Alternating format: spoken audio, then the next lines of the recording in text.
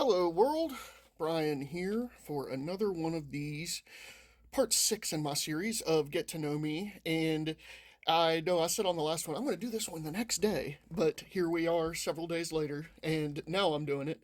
So I'm not going to make any promises on this one that the next one will be tomorrow, but the next one will come. That promise I can make. And hopefully this one's less rambling than the previous ones. But when I left the last one, I was talking about my journey into a residential treatment facility the first time and what that entailed. So, the first time when I was going through my medical detox, I was pretty much unconscious for the first 4 days. They had me pretty heavily sedated in ICU because I was having a hard time regulating my heart rate. And I'm not sure, I don't remember the medication they were giving me, but it was somewhere they had to keep me in a dark room and they had to keep it covered. And I was not too aware of it. And I realized later on that that was actually pretty uh, advantageous for me to have not been aware. So essentially, every time that I went to get clean after that first time, it was harder. And it was harder in that the withdrawal was worse. And I thought I had read early on withdrawal, delirium tremens, DTs, and I was thinking, I mean, I get the shakes when I stop drinking and I sweat and I get real sick to my stomach, and I thought that was it. Unfortunately, it can get worse. So, uh, what I was dealing with in my vodka isolationist stage of drinking, as I call it, I was essentially drinking about a handle of vodka a day for a couple of years, several years actually, probably like 3, 4 years, and didn't take any days off because I couldn't really take more than a few hours off before I'd start to get sick. Now, you might think, how was I functioning during this? Well, the fact of the matter is, your tolerance gets higher and higher and higher. And I wasn't functioning very well. Don't get me wrong. I'm not trying to say, oh, everything was great and everybody else was the one with the problem. I definitely had a problem. And I knew I had a problem. I knew I had a problem before I even went the first time to get clean at the hospital. So here we were. And several times in going back to the hospital, every time it got worse. And it got to the point a few times in that I kind of knew how to prepare for the auditory and visual hallucination stage.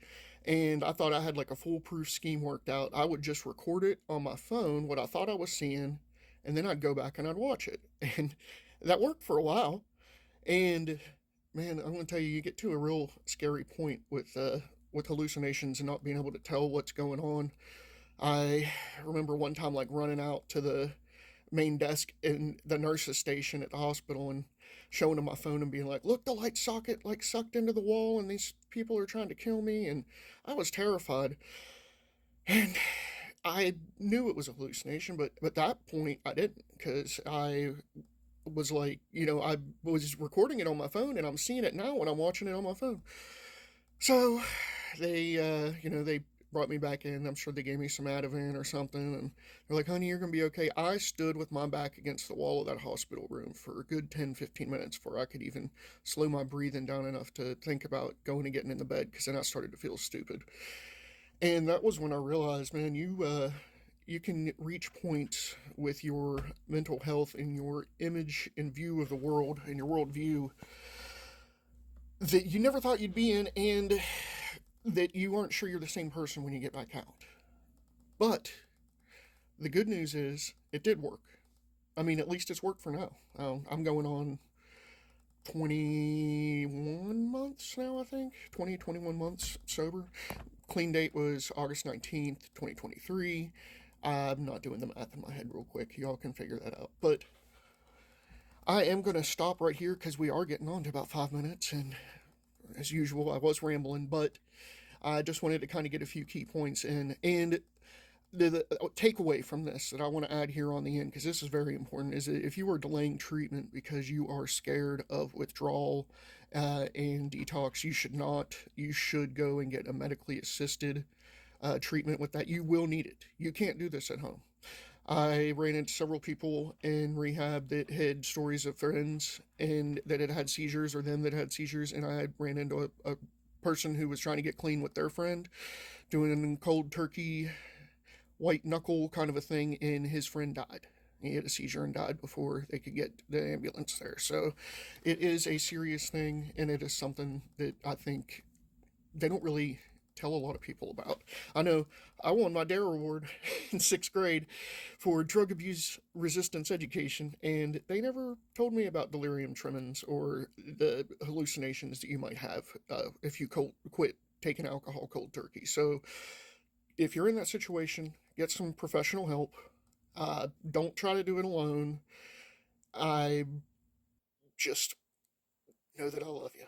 All right. I mean, it's a hard struggle, but hopefully, me sharing parts of mine, my story, it helps to give other people strength. Because I'm a big scaredy anyway. I'm a big softy. I ain't no big tough man. I wish I was, but I am what I am. I'm fine with that. And here I am. I'm happy with my life. And I just kind of want to spread that good news with these short, today's 6 minute messages. So, with that, I love you. Let's have a good day, people.